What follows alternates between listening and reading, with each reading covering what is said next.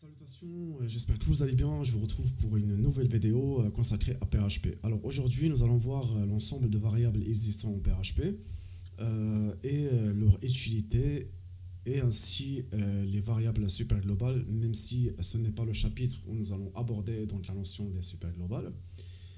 Et ensuite, nous allons faire des tests sur nos variables, plus ou moins, pour voir un petit peu leur comportement et vous expliquer pourquoi il faut être prudent avec PHP, car c'est un langage qui reste quand même vulnérable si vous ne faites pas attention. C'est un langage qui peut éventuellement, on va dire, laisser des failles. Si vous ne faites pas attention, vous allez vous faire hacker au moins deux. Donc c'est pour ça que nous allons tester nos variables et voir un petit peu à quel moment il faut faire attention, le comportement de chaque fonction, etc. Mais ne vous inquiétez pas, de toute façon, au long de cette formation, nous allons voir tous les éléments qui nous permettront d'être un bon dev. Même si vous êtes débutant et que c'est votre premier langage, je vais essayer d'être le plus concis possible afin que mes explications puissent vous apporter on va dire, des informations qui peuvent éventuellement vous aider pour votre progression. Alors, d'abord, j'aimerais vous présenter le sponsor de cette vidéo. Et ensuite, nous passerons à la suite. Nous avons NordVPN. Alors, NordVPN, c'est un VPN, Virtual Host, si vous voulez, qui va vous permettre de vous protéger sur Internet quand vous êtes dans un endroit public pour consulter votre compte bancaire ou pour effectuer des tâches, effectuer des paiements, etc. Et voilà, protéger vos données sur Internet quand vous êtes sur un Wi-Fi public. Ensuite, il vous permet par exemple de débloquer pas mal de bibliothèques, pas mal de sites qui ne sont pas forcément accessibles dans votre pays. On va prendre Netflix par exemple ou Amazon Prime comme exemple. Il y a des films ou des séries qui ne sont pas disponibles en France, en Belgique, au Maroc, et ils ne sont disponibles qu'aux USA. Une chose que vous pouvez faire, c'est faire croire à votre fournisseur que vous vous trouvez en Californie, par exemple, je ne sais pas moi, à New Mexico, et débloquer les bibliothèques Netflix. Alors, si vous décidez de prendre un abonnement NordVPN, je vous mettrai le lien dans la description. Ça vous permettrait d'avoir une réduction on va dire rigoureuse sur votre abonnement et de me soutenir par la même occasion. Vous avez aussi Hostinger. Alors pour ceux qui ne le connaissent pas, c'est un hébergeur web qui vous permet d'avoir un abonnement annuel et vous donner accès à un cPanel où vous pouvez héberger votre portfolio, votre e-commerce, un site web, tester vos applications, etc., etc. Franchement, c'est un site que j'utilise depuis pas mal d'années. Il est très sécurisé, il offre pas mal d'options, pas mal de fonctionnalités qui me sont utiles. Il vous permet aussi d'avoir un WYSIWYG. Donc, vous pouvez créer votre site sans forcément être un bon designer. Donc, c'est une sorte de CMS si vous voulez, où vous pouvez placer un petit peu les éléments comme sur Figma. C'est pas très, j'avoue, hein, c'est pas top, voilà, c'est pas super top comme méthode, mais pour ceux qui débutent, pourquoi pas ne pas utiliser ce WYSIWYG, donc ce Easy Editor pour apprendre à designer voilà, des blocs, etc. Et ensuite passer en CSS, pourquoi pas. Excusez-moi, c'est ce que je faisais quand j'étais débutant. J'avais commencé par je me rappelle, ça s'appelait Web Expression. Ça n'existe plus aujourd'hui, mais c'était une suite comme Adobe de chez Microsoft, ça s'appelait Web Expressions ou Expression Web, qui me permettait d'avoir donc deux sortes, un peu comme deux sortes de méthodes, soit donc le terminal ou le IDE où je pouvais coder, ou alors je pouvais dessiner ou placer les blocs directement sur un peu comme sur Photoshop, donc un peu comme on va dire un peu comme alors comment on appelle, comme Dreamweaver, mais sauf que voilà, Dreamweaver ce n'est plus d'actualité aujourd'hui. Et voilà, je vais m'arrêter là pour le sponsoring. Si vous décidez de prendre un abonnement également, je vous mettrai le lien, vous aurez une réduction sur votre abonnement annuel, mais aussi m'aider pour continuer à faire des vidéos sur cette chaîne. Ceci étant dit, on est parti. Alors, les variables en PHP, nous avons plusieurs types. Nous avons donc les integers, qui sont donc des nombres. Et ensuite, nous avons les floats ou doubles, ce sont donc des chiffres ou des nombres décimales. Nous avons les strings ou chaînes de caractères, d'accord. Et nous avons les arrays, c'est-à-dire les tableaux. Et nous avons les booléens et nous avons les nuls.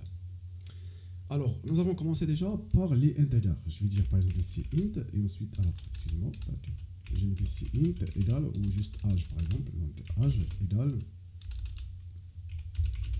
à 18, comme ceci. Donc ici, ma variable elle est de type integer. Mais d'abord, j'aimerais vous expliquer le mécanisme d'une variable par rapport à votre système d'exploitation. Alors, en commentaire ici, nous avons donc le $. Alors, le dollar, c'est quoi? Le dollar, c'est, on va dire, c'est le signe qu'il faut mettre à chaque fois que vous voulez déclarer. Donc, le dollar, c'est le signe de déclaration. Donc, le signe de déclaration. Ensuite, nous avons donc le âge. Alors, le âge, donc le âge, c'est le nom de la variable. Le nom de la variable. Ensuite, nous avons le égal. Alors, le égal, ce qui veut dire que c'est relative à. D'accord? Alors, donc, relative à quelque chose. Relative à 18. D'accord? Ensuite, en fait, ce qui va se passer, c'est que votre système d'exploitation, il ne va pas retenir l'âge. Le système, il va comprendre que le $, c'est un signe de déclaration, plutôt c'est un signe de déclaration de variable avec le langage PHP. Il va comprendre qu'il y a un égal, il y a un nom de variable en pseudocode, c'est-à-dire que pour que nous, les développeurs, ne puissions comprendre que âge est une variable qui va comporter donc l'âge de l'utilisateur, ou par exemple si je nomme ma variable pseudo, que c'est une variable qui va contenir un pseudo, email, ainsi de suite. Donc c'est un pseudocode pour nous, d'accord, pour communiquer avec l'ordinateur. Ensuite nous avons le égal. Donc le égal, ça veut dire que c'est relatif à, et le 18 c'est la valeur. Excusez-moi, c'est la valeur. Alors la valeur ou value, c'est la valeur qui sera affectée à notre variable. Alors le système, il va retenir le 18. Alors le 18, il va le convertir à une sorte de code binaire, donc 1, 0, 1, 1, 0, 1 par exemple. Et il va faire, donc enregistrer, il va enregistrer, alors enregistrement binaire, on va dire ça comme ça. Donc il va faire une sorte d'enregistrement binaire de ce code-là, d'accord? Je vais mettre entre guillemets. Voilà, juste pour que vous puissiez mieux comprendre. Et ensuite, c'est tout ce qu'il va faire. Voilà, le système, il va simplement faire ça. Il va enregistrer la valeur affectée à la variable âge. Très bien. Maintenant, un peu plus tard dans notre script, on va faire appel à la variable âge. Alors, le système, ce qu'il va faire, il va simplement faire en sorte d'appeler donc le code. Alors, il va donc récupérer le code binaire qu'il a enregistré en amont. D'accord? Quand on a déclaré la variable, il va récupérer ce code et il va le calculer et comprendre que c'est un nombre, que c'est un code relatif à 18. Ça veut dire que ce nombre-là, il fait référence à 18 au langage humain. Au langage ordinateur binaire, il est enregistré sous forme comme ça, voilà. Mais pour nous, c'est 18. Donc ce qu'il va faire, il va comprendre que ce bout de code est relatif à 18 et que 18 est relatif à âge. Et il va faire tout simplement, il va nous retourner donc la valeur 18. Voilà, on return. Il va faire return 18, tout simplement. Donc il va faire l'inverse de ce qu'on a fait. Déclaration, égale, affectation. Lui, il va faire donc, il va récupérer l'affectation, la valeur que nous avons affectée. Il va la calculer, la retourner et la réaffecter à la variable âge et ensuite nous retourner la valeur. C'est ce qu'il va faire en fait le système, d'accord? Très bien, maintenant que nous avons compris ça, nous avons compris donc, comment fonctionne le mécanisme du système, nous allons passer à la suite. Très bien, maintenant nous avons donc plusieurs types de variables. Nous avons donc les integers, on va dire par exemple ici donc, prix égal par exemple à 19,99 comme me le suggère Copilote. Alors ça, c'est une variable de type décimal qu'on appelle par soit float ou alors, on va mettre ici slash, ou alors double.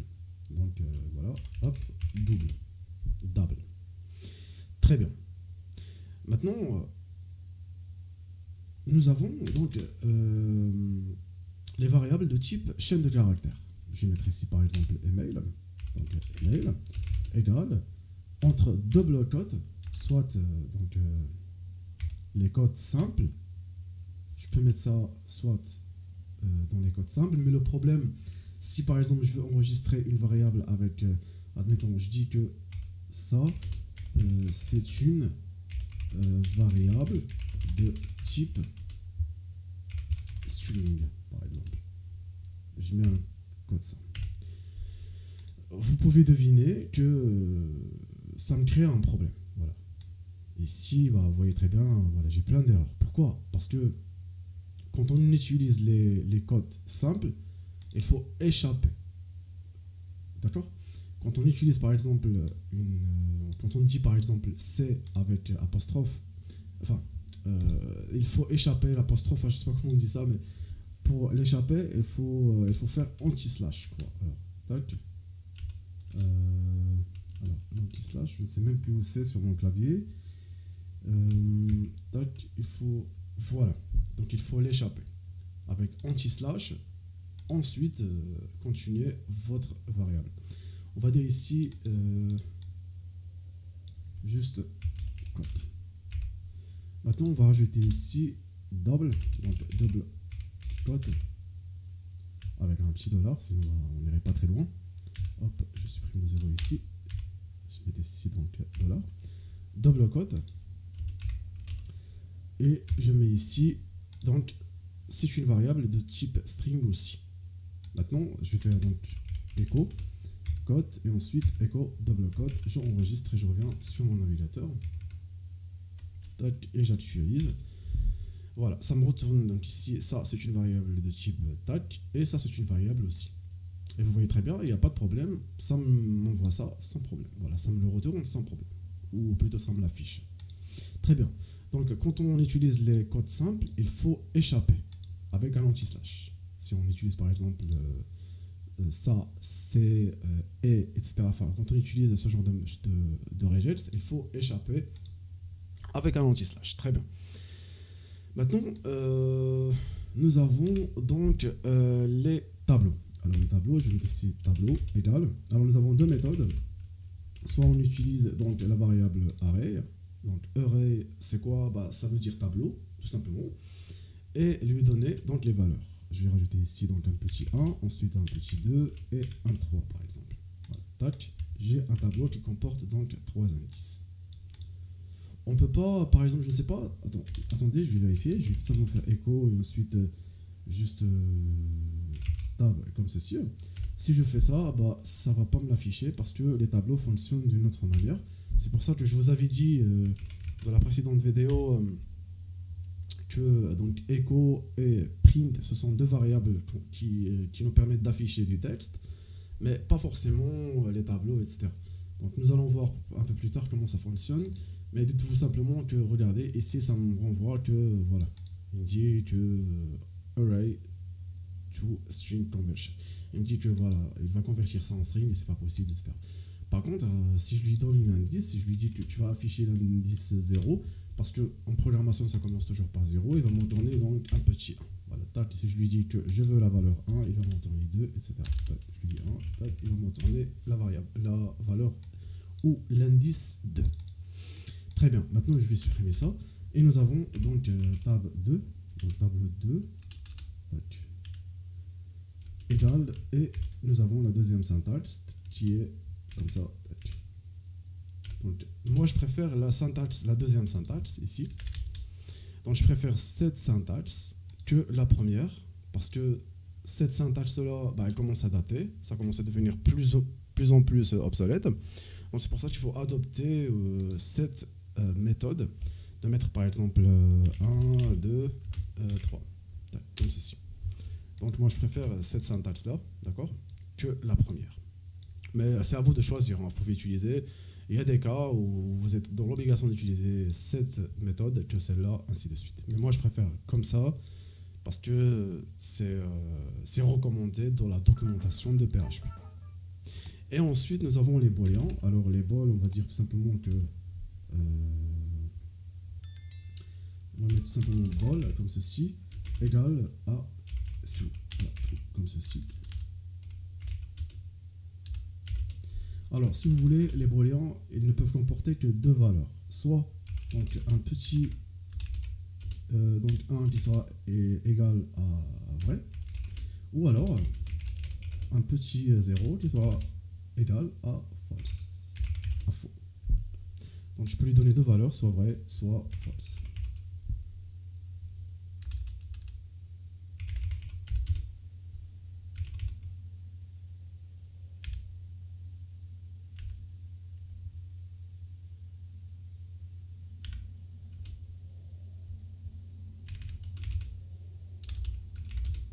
Voilà, comme ceci. Alors, les booléens, ils vont nous être d'une grande utilité quand on va utiliser les bases de données, quand on va récupérer une ligne à partir d'une base de données et vérifier que si la ligne est existante, oui ou non. Il va nous retourner que 1, c'est vrai. Si la ligne n'est pas existante, ben, elle va nous dire que c'est faux. Donc, ça va nous être d'une grande utilité. Ensuite, nous avons les variables du type nul. On va tout simplement var est égal à nul. Très bien. Ça, comme il le dit copilote, c'est une variable qui n'a pas de valeur. Alors, en quoi ça va nous servir de déclarer une variable qui n'a pas de valeur? Ça n'a pas de sens. Une variable, elle comporte une valeur, pas vrai? Alors, dites-vous que quand on va voir la portée de variable, dites-vous simplement que, par exemple, si on utilise une boucle, admettons, je vais juste mettre ici while par exemple, et ensuite ici, je vais déclarer une variable, par exemple la résulte, ou une variable var. Donc, tout simplement résulte, égale par exemple à 1 plus 2, voilà, juste pour le fun. Si je fais ça, eh ben, je ne peux pas réutiliser cette variable ici, là. Donc, je ne peux pas dire par exemple, ici tu fais un écho sur résulte. C'est pas possible parce que la variable est limitée par les accolades. Donc, elle est propre à la boucle while. Par contre, si je rajoute ici donc résulte dans un premier temps qui est égal à nul, c'est une variable vide, il est déclaré mais sans être affecté d'une valeur. Ensuite, elle va prendre une valeur dans la boucle et retourner la valeur affectée dans la boucle, à l'extérieur de la boucle. Donc ça aussi, ça va nous être d'une grande utilité quand on va utiliser des méthodes qui sont limitées par la portée. Voilà. Ensuite, nous avons les variables super globales, mais pour ça, j'aimerais d'abord vous montrer ce qu'on peut faire éventuellement avec les variables, le comportement de PHP vis-à-vis de certaines variables, et aussi qu'on peut utiliser d'autres méthodes de typage que la méthode classique que propose PHP. Alors je vous explique que PHP c'est un langage de programmation dynamique faiblement typé. Contrairement à Java, on ne peut pas déclarer ici juste âge et lui affecter la valeur 18 simplement. En Java par exemple, nous sommes dans l'obligation de dire que c'est une variable de type int qui va porter le nom âge égal à 18 ou à 19. Donc en Java, alors je vais rajouter ici Java en majuscule. Alors pour ceux qui ont déjà codé avec d'autres langages, ils comprennent plus ou moins ce que je veux dire. Mais si vous êtes débutant, dites-vous simplement que dans d'autres langages fortement typés tels que Java, vous ne pouvez pas affecter une valeur, vous ne pouvez même pas déclarer une variable sans lui donner le type. PHP, lui, c'est un langage interprété, mais disons qu'il va simplement deviner le type de la variable à partir de l'affectation. Ce qui voudrait dire, en d'autres termes, que si je rajoute EC18 à la variable âge, PHP il va comprendre que c'est une variable de type integer. Par contre, Java, quant à elle, si je ne dis pas que c'est une variable de type integer, il ne va même pas deviner l'affectation, puisqu'il va il ne me permettra même pas de déclarer la variable. Il va me retourner une erreur directement. D'accord? Alors, nous allons voir ça, mais d'abord, je vais vous montrer ce qu'on peut faire avec les variables. Alors, je vais rajouter ici donc résultat par exemple. Donc ici, on va mettre résultat égal à, par exemple, âge. Et ensuite, on peut mettre plus 5 par exemple. Et faire ici écho résultat. Donc résultat. Donc un petit raté. Tac. Et je vais rajouter ici un petit die pour refermer ma page. Voilà, pour stopper l'exécution du script. Donc si je reviens sur mon navigateur, ça me renvoie 23. Donc 19 plus 5, ça me renvoie 23. On peut bien évidemment utiliser l'addition, la soustraction, la multiplication et tout ce que vous voulez. Donc, la multiplication, ensuite la division, tac. Alors je vais enregistrer et j'actualise. Et la division, voilà, comme ceci. Mais dites-vous simplement que dans le chapitre où nous allons aborder les fonctions mathématiques, nous allons étudier les fonctions qui vont nous permettre de faire des calculs beaucoup plus poussés que la division, la soustraction, etc. Nous allons voir les ABS, les SQRT, ça veut dire les racines carrées. Nous allons pouvoir calculer une trajectoire. Nous allons pouvoir calculer les signes. Enfin, beaucoup de choses. Il y a beaucoup de fonctionnalités mathématiques en PHP qui vont nous permettre justement d'aller plus loin dans les modules mathématiques de ce langage.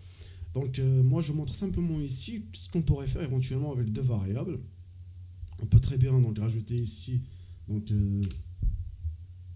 faire âge et ensuite price pour donc diviser par le prix. Donc l'âge divisé par le prix, ça nous renvoie donc 0,90. Ok. Bref, on peut faire beaucoup de choses. Ensuite, nous avons une autre variable qui est très bien. On va faire par exemple ici donc get type qui va donc nous retourner donc le type de la variable. Ici, il me dit double. Par contre, si je retire ici, je dis simplement que le résultat est égal à âge est de type integer. Il va me retourner donc integer. Si je fais âge plus une chaîne de caractères, par exemple en mettant ici donc 18 ans, comme ceci, bah, ça me renvoie ici une erreur de syntaxe.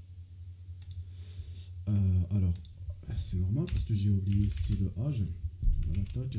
Donc j'actualise. Ici, elle me dit type error. Donc il me dit de plus. Alors. Voilà, donc il ne peut pas combiner, enfin vous comprenez.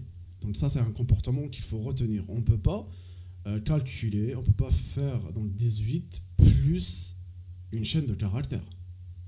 D'accord? Alors pour ceux qui ont déjà étudié JavaScript, ils savent très bien qu'il y a au Java. Nous avons donc par exemple âge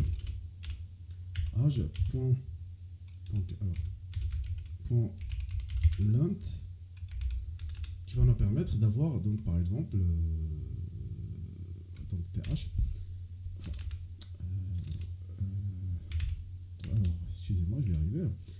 Donc Ça, par exemple, ça va nous renvoyer, ou plutôt, on va dire,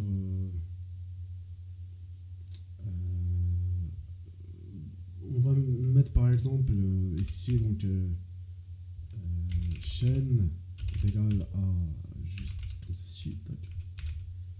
Et ensuite, on va fermer avec un point virgule. Donc, par exemple, en JavaScript, on peut dire, donc, tu vas prendre donc, la longueur de la chaîne et me retourner un résultat. Ça veut dire que tu vas calculer 1, 2, 3, 4, etc. et me retourner la longueur de la chaîne. Il y a ces fonctions, ce genre de fonctions PHP, certes, mais disons qu'on ne peut pas, c'est pas ce qui nous intéresse pour l'instant. Dites-vous simplement qu'on ne peut pas combiner un nombre entier avec une chaîne de caractères. C'est pas possible. Ce sera une erreur de syntaxe. D'accord ? Ensuite, bah, on peut bien évidemment concaténer. On peut dire par exemple ici, ce que tu vas faire, c'est. Alors je vais rajouter ici double quote, je supprime celle-là. Je vais dire que tu vas faire une concaténation entre le âge et. Tac, qui va me retourner. Alors ici, ça me retourne donc le type. Je vais rajouter ici donc un PHP and offline. Tac, et je referme. Juste histoire d'avoir donc une retour à la ligne. Tac. Et ici, je vais faire tout simplement echo. Donc résultat. Voilà. Tac, AT. Et je referme. Si j'actualise, ça me renvoie ici. Donc, dans un premier temps, le type de la variable est chaîne de caractères. Et ensuite, nous avons 18 ans. Voilà. D'accord. Et vous allez me dire, mais attends. Ici, nous avons la variable résultat qui comporte deux types de variables. Nous avons d'abord la variable âge qui est de type integer, mais aussi elle est concaténée à une chaîne de caractères. Alors nous avons déjà vu ça, mais nous allons quand même le revoir sur PHP. Ça s'appelle en fait le casting. Alors les chaînes de caractères, elles sont beaucoup plus grandes que les integers. Si vous voulez, une chaîne de caractères, elle peut comporter beaucoup plus de nombres que le type integer. Ce qui voudrait dire que nous avons d'abord, en fait, dans le casting en PHP, nous avons d'abord les chaînes de caractères, ensuite nous avons les integers, ensuite ainsi de suite, donc, etc., etc., etc. Donc, ce qui voudrait dire que dans ce cas-ci, donc ici je vais rajouter commentaire, donc dans ce cas-là, ce que nous avons, c'est donc la chaîne de caractères, elle va l'emporter sur l'integer. Ça veut dire que PHP, il va donc donner le type string à la variable résultat parce que la variable résultat comporte une chaîne de caractères et un integer. Donc il ne va pas prendre en compte le integer parce que voilà, le string il est beaucoup plus important que les chaînes de caractères, que les integers ou voilà, ou les nombres entiers. Bref. Donc je vais enregistrer, j'actualise. Très bien. Nous allons voir de toute façon le casting, nous allons le voir un peu plus tard. Maintenant, dites-vous simplement qu'on peut très bien forcer PHP à devenir un langage fortement typé. Comme je vous l'avais expliqué tout à l'heure, PHP c'est un langage dynamique, faiblement typé. Mais si vous avez codé avec d'autres langages de programmation, vous savez très bien que les langages de programmation compilés, ils sont au de bas niveau. Ce sont des langages fortement typés. Ça veut dire qu'on ne peut pas déclarer les variables sans leur donner un type à l'avance. PHP le permet aussi, c'est pour ça que je vous avais dit que PHP c'est un langage super, mais aussi vulnérable, il faut faire attention. Donc à ce niveau-là, admettons, quand je déclare ma variable âge sans lui donner une valeur, surtout quand je veux que l'utilisateur entre une valeur, je lui dis que ce que tu vas faire, c'est que la variable donc, âge, il faut qu'elle soit de type integer. Donc je force la variable âge à être du type integer. Donc même si je lui affecte, qu'on s'imagine, donc ici je vais retourner quand même un echo en mettant ici donc d'abord la variable âge est de type et ensuite voilà comme il me le complète copilote, c'est très efficace. Donc la variable âge est de type deux points. Ici, je concatène avec getType et je lui donne en paramètre la variable âge. Et je finis par un PHP and offline. Je fais enregistrer, j'actualise et vous voyez très bien, il me dit la variable âge est de type integer. Admettons, ici ma variable âge, elle comporte 18. Mais si je lui dis quand même, tu vas faire en sorte de convertir ma variable âge en type string, ça veut dire que la variable âge, même s'il comporte un nombre, il faut qu'elle soit de type chaîne de caractères. Je fais enregistrer, j'actualise et il me dit la variable âge est de type chaîne de caractères. D'accord? Si je lui dis par exemple Boolean, alors excusez-moi, je sais pas si. Excusez-moi.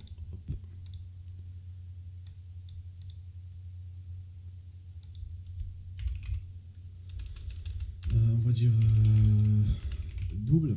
Voilà, double. Bah, il va me retourner. Ici, il va me dire que c'est un double. D'accord? Excusez-moi. Alors, ici, donc je lui dis que c'est une variable de type chaîne de caractères. Donc il va interpréter, si vous voulez, le 18 comme chaîne de caractères. Maintenant, revenons-en à ce que nous avons dit tout à l'heure. Nous avons dit que résultat plus une chaîne de caractères, c'est pas possible. Si je fais plus, PHP il m'a retourné une erreur tout à l'heure. Mais si je lui dis maintenant, ce que tu vas faire, c'est que tu vas combiner en fait donc la variable âge qui est donc de type chaîne de caractères comportant 18 avec une chaîne de caractères. Ensuite, tu me renvoies le résultat. Ici, je vais rajouter juste un petit commentaire. Là encore, il me dit attention, en fait, ce que tu fais, tu essaies de combiner donc, une chaîne de caractères avec une chaîne de caractères. Donc, si vous voulez, on peut pas faire. On va mettre par exemple var 1 égale à, je sais pas moi, par exemple, à une chaîne de caractères. Ensuite, je lui dis var2 idem. Et je dis par exemple var result égale à var 1 plus var 2. Ici, vous allez voir, alors je mets ici juste tac. Si je rajoute ici donc echo, alors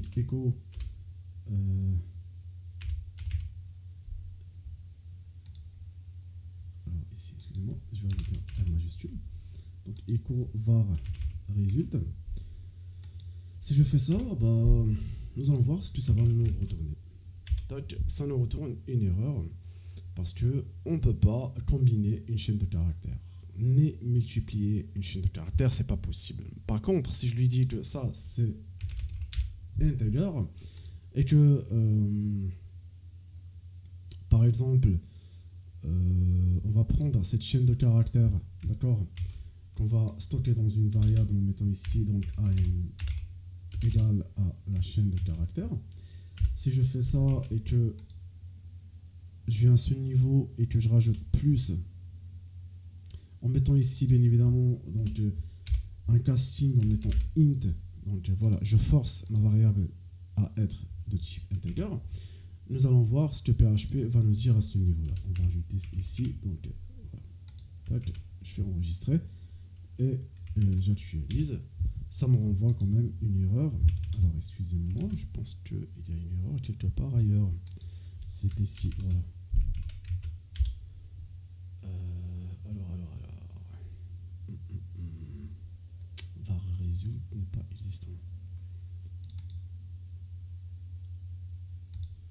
Alors tac, je fais ça, var result, donc var 1. Ça, je retire le echo ici. Voilà, comme ceci. Ici, donc j'ai ma variable qui est de type int, ainsi que la variable âge qui est de type int. Donc si je fais ça, il va quand même combiner, il va me dire 18. Mais sauf que il n'a pas de valeur réelle. Donc le ANS, ou plutôt la variable ANS, n'a pas de valeur. 18, elle est calculée. Si je fais multiplier ou diviser, vous allez voir que le résultat elle sera toujours le même parce que voilà, pour PHP, alors division by 0 inde. Bref, donc si je mets par exemple multiplier, parce que j'ai pas envie d'entrer dans les détails pour ne pas vous faire voilà, pour ne pas rendre les explications floues pour vous.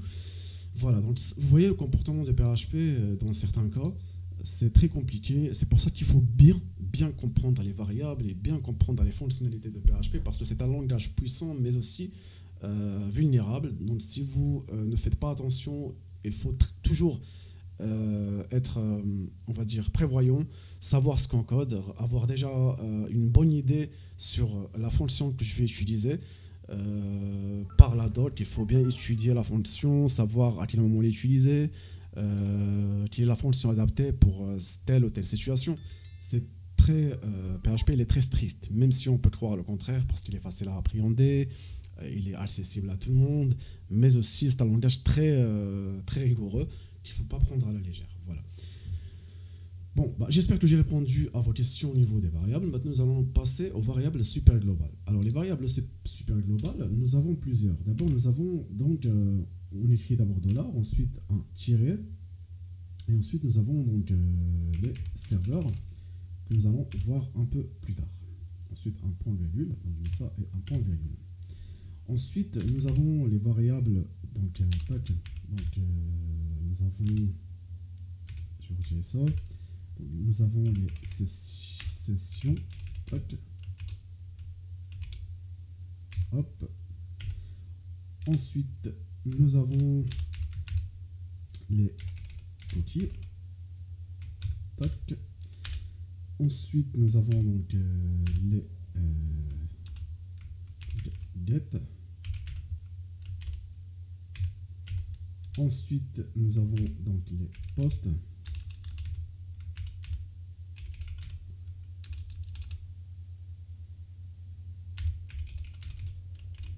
Nous avons les posts.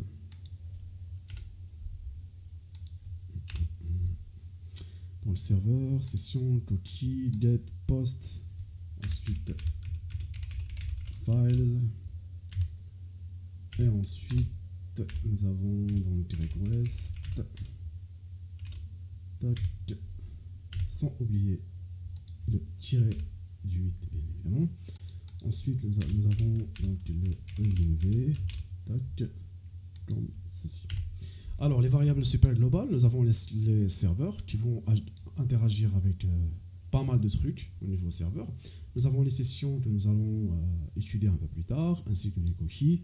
Nous avons la super global get et post qui sont donc, spécifiques pour les formulaires, pour récupérer les URL, les liens et les posts des formulaires. La super global files va nous permettre de récupérer des fichiers, PDF, images, sons, etc.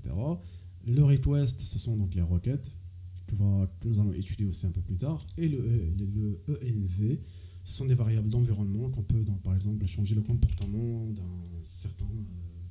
donc si on crée un CMS par exemple, on peut, avec cette variable, permettre à l'utilisateur de changer pas mal de trucs, que ce soit la version de PHP et d'autres trucs. Voilà. Et ensuite, nous avons les constantes, ou les define. Donc les variables définies, en fait, ce sont une variable qui reste constante. Ça veut dire que, alors ici, on dit donc, tac, on va dire donc la constante bonjour, elle doit être nommée en majuscule, égale par exemple à bonjour tout le monde. Bonjour tout le monde, par exemple. Tac. Voilà, comme ceci, et mettre ici constante. Voilà. Donc ça commence par const ou define, donc je vais mettre aussi define et faire donc la même syntaxe, d'accord. Donc on dit par exemple ici voilà, parce que c'est le même, on dit par exemple hello, tac, et j'aurai pas d'erreur. Donc nous avons deux syntaxes, soit on met const, on donne le nom à notre constante en mettant bonjour et la valeur de la constante, bonjour le monde. Ensuite, on peut rajouter donc une define qui fonctionne de la même façon que const en lui donnant donc le nom et ensuite la valeur.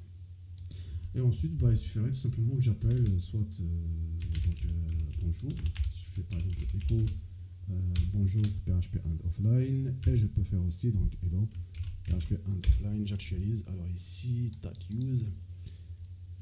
Ce que je vais faire ici. Alors avant de retourner les résultats, j'aimerais vous montrer les commentaires.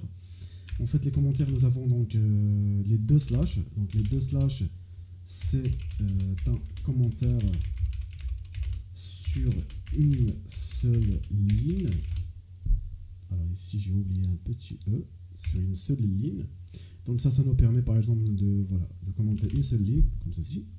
Ou alors nous avons donc les commentaires sur plusieurs lignes, en mettant par exemple donc, slash étoile, et ensuite refermer notre commentaire avec étoile slash. Voilà, comme ceci. Donc les deux types de commentaires en PHP. Bon, maintenant que j'ai fait ça, j'actualise. Alors ici, ça m'envoie integer 0, toc toc toc. Alors il faut juste... Ah oui, parce que j'ai tué la page ici. Je vais commenter cette ligne pour qu'il puisse continuer le script. Et vous voyez très bien, il me retourne donc bonjour, bonjour, je suis bonjour le monde. Ensuite il me dit warning, undefined variable bonjour à la ligne 75. Oui, ici je vais devoir faire ça, ensuite renvoyer. Alors ici j'ai fait donc de echo. Alors je vais faire simplement de echo. Tac, ensuite un petit BR qui fait un retour à la ligne. Voilà, donc nous avons bonjour le monde, et ici dans la define je vais dire hello world en anglais, juste pour le fun. Tac. Hop, et j'enregistre. Alors nous avons donc la première constante qui est déclarée avec const nommé bonjour qui contient bonjour le monde, et nous avons la variable define qui est nommée hello qui nous retourne donc hello world. Alors qu'est-ce que c'est qu'une constante? Une constante, en fait, c'est une variable qui va rester constante tout au long d'un script. Par exemple, une variable, par exemple le âge 18, elle peut varier l'année prochaine. Admettons un utilisateur, il s'inscrit sur notre plateforme, aujourd'hui il a 18 ans, l'année prochaine il va avoir 19 ans, donc la variable âge, il ne sera plus égal à 18, mais plutôt à 19. Tandis que constante, c'est une variable, par exemple, qui sera égale à quelque chose qui sera constamment tout au long d'une inscription, etc. Je ne sais pas moi, par exemple, on va dire quelque chose de constant, c'est... je ne sais pas, il y a beaucoup de critères. Allez, admettons, on peut dire... par exemple, un nom de code ou un truc qu'on va utiliser dans un script qui va rester constant, par exemple. Voilà. Donc, de toute façon, ne vous inquiétez pas. Si vous avez des questions ou quoi que ce soit, n'hésitez pas à me le faire savoir de l'espace commentaire. Je vous répondrai avec plaisir. Et nous allons voir d'autres éléments dans les prochaines vidéos. Et nous allons retourner sur pas mal de trucs que nous avons vus aujourd'hui. Et nous allons progresser au fur et à mesure de l'avancement de cette formation. Mais dites-vous simplement que si vous avez des questions, n'hésitez surtout pas à interagir avec moi dans l'espace commentaire, ou me contacter en privé, je vous aiderai dans vos projets, etc. Voilà, j'espère que mes explications ont été claires, j'espère que je vous ai aidé. Dans cette formation PHP 8 Remaster, j'essaye d'être le plus, on va dire, j'essaie de vulgariser au mieux, d'être le plus simple pour que même les débutants puissent comprendre, parce que dans la chaîne Stake Up, j'ai toujours essayé d'être très intuitif pour les débutants, parce que je sais que quand moi j'ai débuté, il n'y avait pas forcément... Enfin, YouTube, c'était même pas... ça n'appartenait même pas à Google, c'était vraiment une plateforme où on ne pouvait pas avoir de vidéos plus de 3 minutes, je crois, et c'était difficile d'avoir des formations, mis à part le site du zéro à l'époque. Donc vraiment, c'était compliqué pour moi quand j'avais appris PHP. C'est pour ça que j'essaye de m'adresser aux débutants,